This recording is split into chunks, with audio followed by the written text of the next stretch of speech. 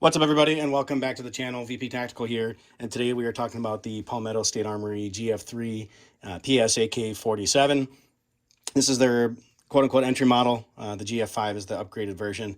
But the short of it, why we're talking about this one today, is just some tips and tricks from things that I had picked up along the way, even through my own self-exploration or through other folks out there.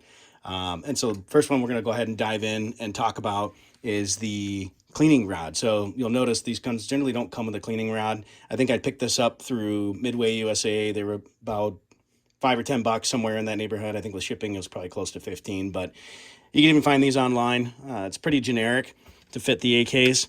And the thing is, with this particular gun, inside here, the tolerances are very tight. And generally anything you do with an AK, it's going to have to be more custom fitted. And if you'll see, when you buy one of these rods, ended up having to take a piece of sandpaper, and I think I even used a file at one point, to basically create a point on here, so that way this will actually slip past that surface on the inside of there to be able to actually grab or pass through it, because otherwise it creates like a block and a barrier. And so that's tip number one for the AK-47. And you'll see too with this that it is a little tough to fight and get in there. There we go. You just have to get it at the right angle. But once you get that tip ground down essentially, or to a point, then it allows it to slip past that surface. So that's tip number one. Tip number two I wanted to talk about was the bolt and reassembly. So let's go ahead and pop off this dust cover, and so we can get it in view here. And one of the big things I wanted to point out, when you do your disassembling your field strip on it, it's not, make sure you have guns clear, and of course you have your safety lever down. But one of the most common things that I see is the bolt, or if you find, well, the bolt being sticky, if you will. And so if you find that to be the case, when you go to put this back in, it's got a seat. You can either push down right here on the hammer, and that can help you engage. Or if you notice, like here I have it, if you push down, which does essentially the exact same thing, then you're able to actually slide that bolt back in. And then with this piece, of course, the recoil spring, you want to make sure that you index from the front, and then it's locked in. Another thing too with these dust covers have a tendency to pop out. So you got to make sure it's seated in the front. You got to kind of put forward pressure on it. And then if you need to, you can always slip your thumb underneath the mechanism back here. See, it's already wanting to fall out. And then you get the snap in. Now she's not going anywhere. One thing I did want to make mention of that I did note, with the PSA AK-47, this comes with an accessory rail, or a lug, accessory lug as they call it, at PSA. For whatever reason, they've decided to make it a little bit longer so it doesn't fit your traditional bayonets and everything else. And with some folks creating clones and or just wanting that extra feature, you'd actually have to, in order to get it to fit, shave off some material here in the back with a file or other device. File will probably be your best friend on that one. And then, of course, once you're done, coat the metal and oil it. So, and I say coat the metal, probably use some sort of either bluing product. That's what I used on this. And it came out great, and so that allowed me to put on a bayonet, again, just for display purposes. It's something where you're just going to take off little bits at a time until it actually seated and locked into place. So, and then the last and final tip that I wanted to talk about, if you happen to change your AK furniture, you might get a scenario where, again, with the fitting stuff, you have a piece that's too loose or too tight, so it may require some modifications to the actual wood or whatever it is, the poly that you're using. And so in this case, we've actually got a piece that happens to be too loose.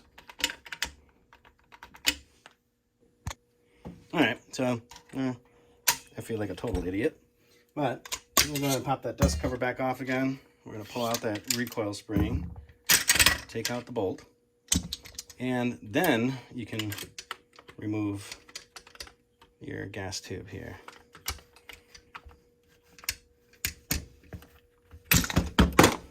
All right, having a moment.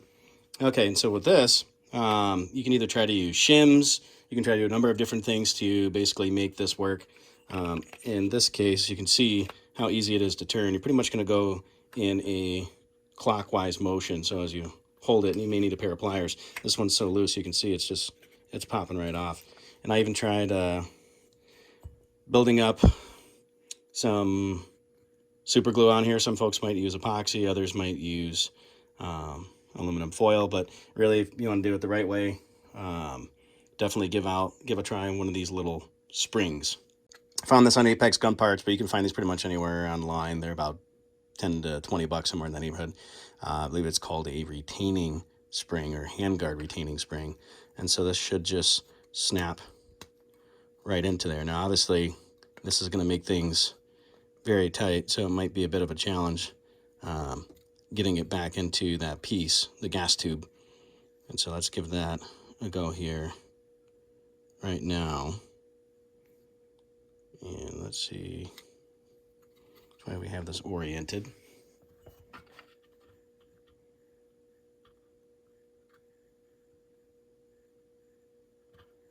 Okay, so this is going up towards the top.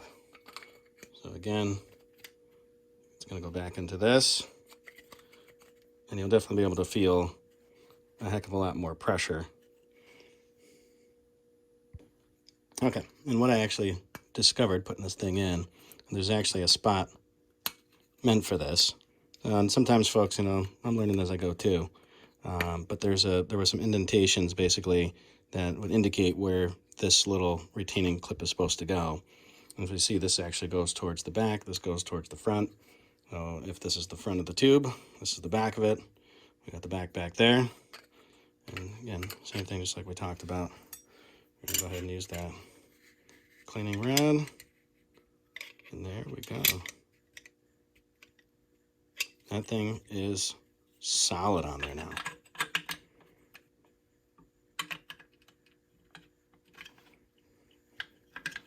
Get this thing put back together. There we go. Now it's just whatever the tube itself rocking. We'll go ahead and put in our bolt.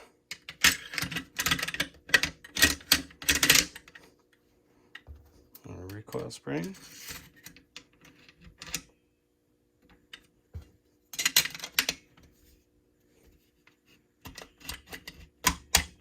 And our dust cover. That's pretty much it, ladies and gents. Anyway, hopefully you liked this video and it was helpful. If it was, definitely drop a like and follow, subscribe. Certainly appreciate all the comments and the love and support, and stay tuned for the next video. We're going to review Holosun Optic and some other stuff to come. Take care, be safe, and stay vigilant.